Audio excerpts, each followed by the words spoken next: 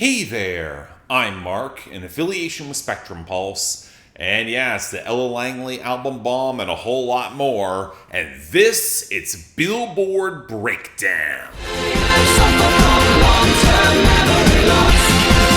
I don't remember. The weird thing when talking about album bombs is that sneaking suspicion that by the time we get to the end of this year, a whole lot of folks are going to forget this was much of a thing as it was. I already spoke at length about Ella Langley on my main channel. Please go check out that video. I put a ton of work into it in a very difficult time last week. I'd love to see those numbers get the proper boost, especially as it'll set up most of this week. And yet, despite getting a pretty considerable album bomb on the Hot 100, the amount of discourse and attention seems suspiciously muted. I don't know, maybe it's supposed to be expected given how low-key the project can appear to be, but even still, I think it deserves a little bit more of a chance. It is pretty good. Hell, case in point, our top 10, where for another week, Choosing Texas is firmly lodged at number 1. Make no mistake, the streaming album bomb and sales kept this at the top because radio, Nashville specifically, has decided this song is on its way out and will probably be the reason it slips back next week, likely thanks to Olivia Rodrigo's big single, although those numbers are looking a little dicey too. We'll have to see how everything plays out. But man, I feel bad for Olivia Dean here with Man I Need at number 2. Radio positioning is stable, streaming and sales are up, but this is a margins game, and when your radio's in open decline, it's going to be tough to make up that margin. Speaking of which, I Just Might by Bruno Mars is in a similar situation at number 3, holding the top radio spot even as the actual numbers are declining, and its numbers elsewhere are far weaker. But as predicted, we got our second Ella Langley song with Be Her up to number 4. What can I say? The streaming boost alongside the radio in full gear, it was going to be enough to get her into the top 5, even if I don't have the highest of expectations around sustainability unless they actually ship her to pop radio. Hey, Music Row, you talk a pretty big game about being on board for the whole Ella Langley phenomenon. Isn't it a little bit telling with an even more pop-friendly song? You're not bothering to ship her cross-format? Can you be any more transparent in your nonsense? Anyway, it got over Ordinary by Alex Warren that just will not die at number 5, even as it's seeming both streaming and radio decline. Hopefully that will open a window for So Easy to Fall in Love by Olivia Dean to get up beyond number 6. The radio push looks really robust, except for this week, she couldn't make any inroads on streaming. So again, it might just be the worst possible timing there. Then we got Golden from K-Pop Demon Hunters at number 7, which had another weirdly stable week on the radio, even as streaming is finally in decline. But it opens up a little instability as Stateside by Pink Pantheress featuring Zara Larsson clawed its way back to number 8. This is a weird one for me because the streaming is very stable, but the radio growth is just not all that fast. I kind of chalk its gains up to Folded by Kalani slipping up to number 9, because even as their radio refuses to die, there's just not much else in order to support it all. Or I don't know, maybe some of it's just positional, because it did get over Swim by BTS collapsing to number 10. Yeah, still dominant on the sales, but the streaming numbers just cratered this week, and the radio growth has already stagnated. I don't know, feels like a revealing bad sign. Speaking of which, our losers and dropouts, and we had a few pretty notable ones in the latter category. The biggest being DTMF by Bad Bunny, which might have fallen just short of a year-end list spot. It's down to the wire. What is just as notable are the number of songs that are exiting that just did not see enough traction despite weeks on the charts, like Say Why by Zach Bryan or Secondhand by Don Toliver featuring Rima. Although given how both acts have bounced back and forth across the very bottom of the charts, seemingly anything could happen post-album bomb. I wouldn't be surprised if they revive. Speaking of which, we got a full 20% of the chart losing this week, so let's start off with the continuing album bomb losses. From Kanye West, we got Father with Travis Scott down to 64, and All the Love with Andre Troutman at 86. From BTS, we got Body to Body at 69, 2.0 at 88, and Hooligan at 90. And from Harry Styles, Aperture just collapsed down to 94. Might as well throw in Plastic Cigarette by Zach Zach Bryan at 99, but it's been near the bottom of the Hot 100 for months now, again, all over the place. Then off the debut, we had Jane by the Long Faces fall back to 93, least surprising drop back ever, as well as First Day Out by Pooh Shiesty slide off the return to 59. Then a swath of gains falling back just as fast. Dry Spell with Casey Musgraves at 74, Go Away by Weezer living up to its title at 77, Ain't a Bad Life by Thomas Rhett and Jordan Davis at 84, Dono by Peso Pluma and Tito Double P at 87, The Visitor by Sienna Spiro at 91, Who Knows by Daniel Caesar at 95, and Zoo by Shakira at 98. The rest... well, Brunette by Tucker Wetmore slid to 49. Very dependent on Nashville radio if it's got any slot for the year-end list. Porchlight by Noah Kahan hit 72. It's going to rebound with the album bomb in a couple of weeks. Rethink Some Things by Luke Combs continued down to 78. And Chanel by Tyla hit 79. But now for our returns and gains. Well, outside of Woman by Kane Brown slipping back to 100, the story here appears to be Justin Bieber and his already quasi-notorious Coachella performance. I've actually struggled a little bit to put my finger on what stage of blowback this is in. The reception seems all over the map, but it was enough to get Daisies back to 18, Beauty and a Beat featuring Nicki Minaj at 26. Side note, have you actually gone back to that song? It's such a dated mess. I don't get that one at all. And even Baby featuring Ludacris hit 47. Are folks honestly getting nostalgic for this? It was really overhated at the time. Bieber was never the worst thing ever online in pop, but the song wasn't good either. Now for our gains... okay, props to Freaking Out by Dexter and the Moonrocks, still surging up to 35. Even if it's not all that great rap music, the presence is encouraging. But why on earth is anyone behind that basic-ass Billionaire's Daughter Drek Boston by Stella Lefty? It's not nearly as homegrown as it's trying to present itself. Please be smart enough not to buy into any virality. But the real story is Ella Langley here. And alongside the two gains that she got this week with Love and Life Again at 21 and Dandelion at 27, she's just shy of large album bomb territory, but also having to debut the vast majority of her songs below the top 40 anyway, so I'm only focusing on the best, the worst, and those who got just high enough. Otherwise, the cover of It Wasn't God Who Made Honky Tonk Angels at 83, I Gotta Quit at 80, Something Simple at 75, Butterfly Season with Miranda Lambert at 71, Speak in Terms at 63, Low Lights at 62, You and Me Time at 55, and We Know Us at 54. And thankfully that makes this week considerably more manageable. Unfortunately, when we're looking at our new arrivals, we have to start with number 96, Don't Tell on Me by Jason Aldean. Yeah, you're the only one who knows that I still love her. You got a secret to keep, I got a memory to drown.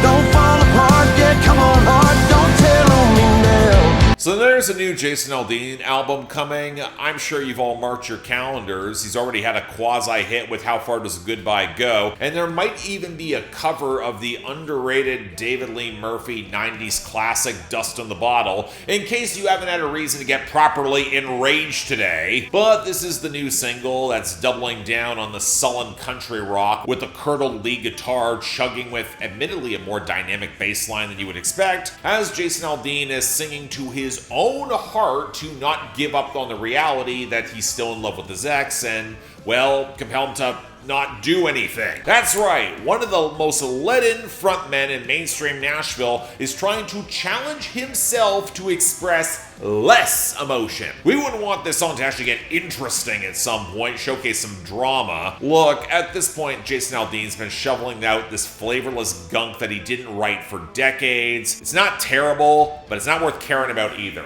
Next, number 82, Mr. Know-It-All by Teddy Swims. Like I'm looking right into a crystal ball. When I fall in love, it's sweetness falling. Oh, I wish I wasn't Mr. Know-It-All. No, it's not a Kelly Clarkson cover. That might have been a little bit more interesting. Mostly as I'm getting the odd impression that Teddy Swims might have a more limited shelf life beyond his brief run of hits. He's been shockingly ignorable once Lose Control exited the Hot 100. But with this song, I'll admit the conceit of the track is not bad, where he's ripping into himself for thinking that he knows exactly how this relationship is going to end, which can often become its own self-fulfilling prophecy by driving distance between him and his partner. And there's some truth in that. Sometimes your own overthinking and assuming the worst can happen can make you your own worst enemy.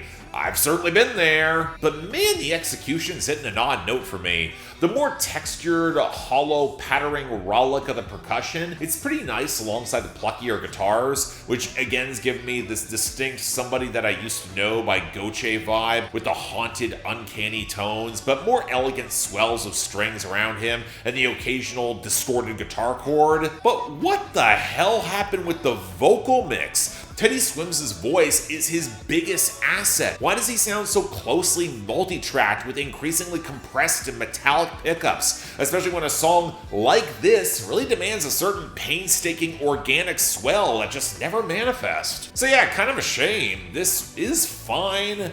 I was hoping it was going to be a lot better. Number 76, Last Call for Us by Ella Langley. Let's close it out and go our separate ways. Soon as we go walking out that door, we ain't never gonna be the same. Okay, spoiler alert, Ella Langley's got the best songs of this week, and I don't think it's particularly close. This is one of two that I want to talk about, and it's probably the slightly weaker one, but it's still plenty great. A very gentle, very liquid, nocturnal, traditional country song with touches of pedal steel and piano and distant fuzzy vocals, especially against that ponderous Mellotron guitar on the bridge, as it's painfully late at night where they've effectively acknowledged the breakup's inevitable and they're just having one last drink together, one last call for us. And what works for me here is how the weariness of Langley's delivery is the perfect accentuation of how she just knows it's not meant to be. This is the sort of end that's long overdue. They probably fought long and hard before, but now we got this quiet, bleary, soft focus ending where they're both gonna have to stumble home and cry. It's the sort of song where it highlights just how deep Ella Langley's country knowledge extends. This would have worked in the 1980s, but probably well earlier. It's simple but incredibly effective. Genuinely great song. But speaking of something that's also pretty simple that doesn't work, number 70, One of Them by DJ Khaled, Future, and Lil Baby. Set the standards, motivate them, baby, come chill. I done told you pussy niggas, this the realest as it. Here I had no expectations, because DJ Khaled's been running on empty for years now, and I'm not sure I can remember a collab between Future and Lil Baby that has ever been remotely interesting or had anything to say. What did catch me by surprise is actually seeing DJ Khaled get a production credit on the song, so maybe he was responsible for the truly abysmal bass mixing around the stock trap rattle that smothers the piano, the cooing chipmunk vocals, and the lead vocal lines. For someone who actually was pretty credible at selling a record with more dynamics and bombast, why did DJ Khaled let something so sloppy get past him? Is he that lazy? The other reality is that this will inevitably be compared to the somewhat good hook that Lil Baby had with Every Chance I Get, and this is not that. It's trying to rip it off more like, especially as the content is the same bog standard brand names, threats, and grinds that we've got from both men for years now. At least Future sounds like he's got a little more energy, he cares. But then you pay attention to what he's actually saying about paving the way for the kids, and then very clearly pulling up the ladder behind him because there's too much pressure. Dude, at this point of your career, there shouldn't be pressure unless you yourself think that you've fallen off. And after listening to this, that might be hard to disagree. Not good. Number 57, Obvious by Chris Brown. Oh, we got something obvious. Think it's obvious. You know it's obvious. Yeah. Don't stop, put it in rotation. With that body, you ain't even gotta say shit. Obvious. Think it's obvious. You know it's obvious. Yeah. The infuriating thing about talking about Chris Brown is that I've long run out of interesting things to say about him and his art, where my annoyance now feels more directed at stagnant R&B radio that would rather keep this guy around than promote any new talent. which goes even harder for his fan base. I actually thought Brown, that's what he's calling the new album, insert your poop jokes accordingly, had dropped already, but apparently it's planned to make its splash in early May this year, well after It Depends became the hit this cycle, because honestly, I'm not sure this is going to be the next hit. Opening with its constipated, watery talk box opposite the pop trap knock ignores how there's no real melody driving this song, and that's more than breakdown dumps a pile up of pitched down vocals on top, where Chris Brown is trying to convince us that this love connection is just so obvious. First off, knowing Brown, it's a hard sell, but secondly, his way of selling obvious is running on ego and the flex of being Chris Brown, with the opening lines highlighting two women alongside him and for her to come down off her mountain, where he outright says he didn't beg for her, but he can indeed give her all the things because this is a different connection. But if it's also different, how would that make it obvious at all? Is your ego so huge that you're that convinced? Really? That's what every start of a good relationship needs. Condescension and bored self-assuredness that of course is all going to work out for him in spite of any evidence. The drama of calling out an escort who knows she's not going to get tipped. So yeah, this is lousy. Feels kind of obvious by now. Number 53, Broken by Ella Langley. Broken. Just let me be broken.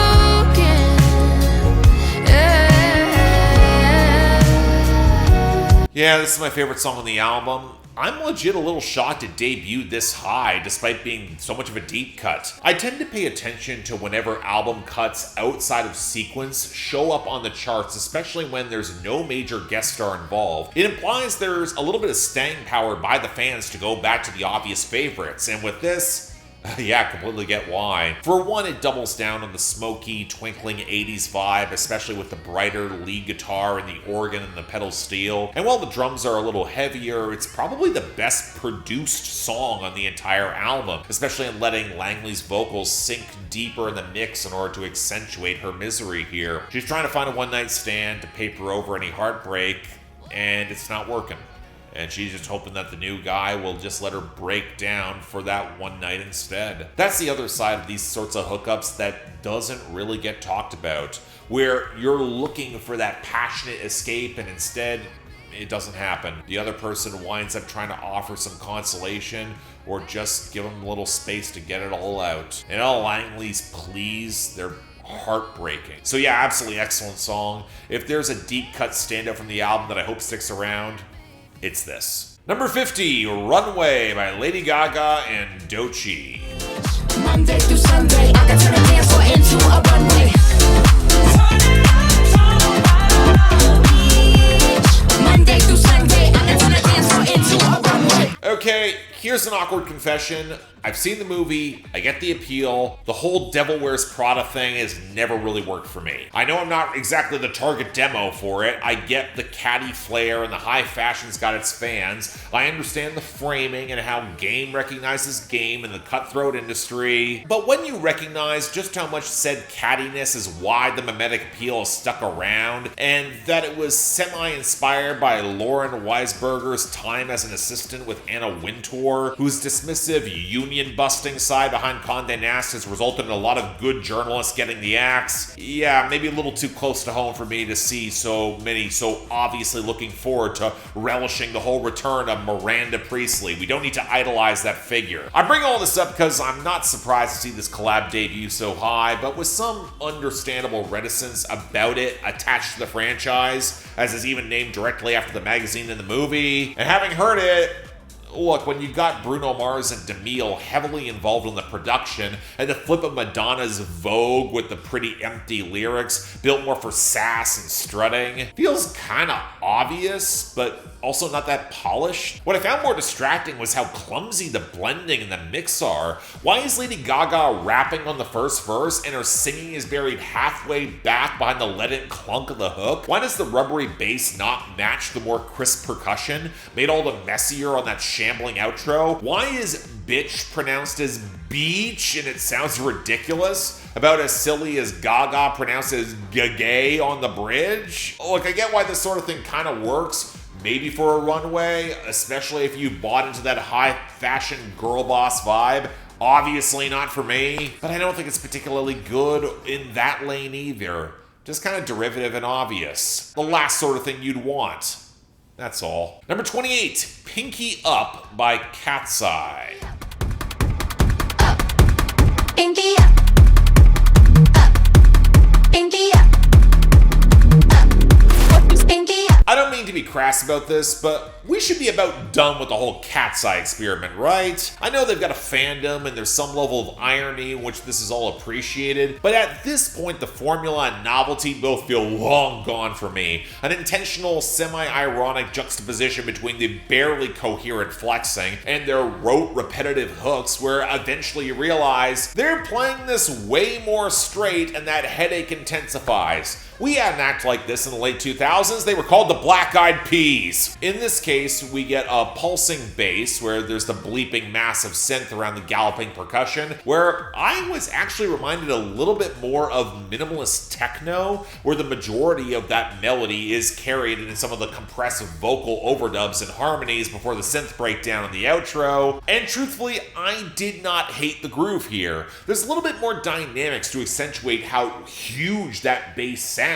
They could have gotten away with this being a little bit worse produced and they would have been fine, but I think I was just more dejected by how dumb all this is. The Pinky Up, it's referring to old-fashioned decorum that this song obviously does not have because they're trying to be a little bit more reckless and wild, and that is the one joke. It's just so painfully basic. If that's all you want from your pop music, fine, I guess. But in a year where pop just outside the mainstream is having major smashes that would be accessible if properly marketed on the charts, think Underscores, Hemlock Springs, Slater, this does not impress me. I will leave it there. And finally, number 20, Bottom of Your Boots by Ella Langley. Better hold me like you wanna hold me for the rest of your life. If you're gonna love me, better love me to the moon and back. From the bottom of your boots to the top of your hat. I think I want to like this more than I do, which feels like a consistent statement I made about Ella Langley before Dandelion, but now feels more reserved for the hits. She's got some special deep cuts, we've seen them, but if she's pushing this, I'm not sure I'm there. And I think a lot of this comes down to the production, where the slightly more ragged, spare atmosphere feels more reverb saturated, borderline contemporary in comparison with that richer 80s palette with the rounded edges, especially as the hook feels a fair bit clunkier. And that'll make it an easy sell for the mainstream, but man, Ella Langley does not sound that engaged. It's an ask for this guy to actually commit to the love, even as she's falling, either that or get the hell out, but she's selling it with the conviction of getting served jury duty. It doesn't have much spark here at all, with the sentiment of bottom of your boots to the top of your hat just feeling a little rote, kind of cliched for the trouble. Yeah, it's probably gonna work. It's why it is the biggest new song that charted, but it feels a little more pedestrian version of what she's done before. Can't say I'm a fan. Again, there's better on the album. But outside that, Ella Langley is, of course, getting the top spot this week with Broken, and Last Call for Us is the honorable mention. Both songs are highly recommended from me, and hey, go check out the album. Then go check out my video essay. Shame I've got precious little to recommend from the rest of our debuts, but the worst goes to Obvious by Chris Brown, living up or down to its title, hard to tell. Well, dishonorable mention is snagged by One of Them by DJ Khaled, Future, and Lil Baby. Very close with Runway here, but I know when the formula is being misused and wrung dry, and DJ Khaled's long been in that territory. Next week, maybe a little quieter, except for Olivia Rodrigo making her big run, plus the usual post-album bomb business. Stay tuned for that. But until then, I'm Mark, you're watching Billboard Breakdown, affiliated with Spectrum Pulse, and I'll see you next time.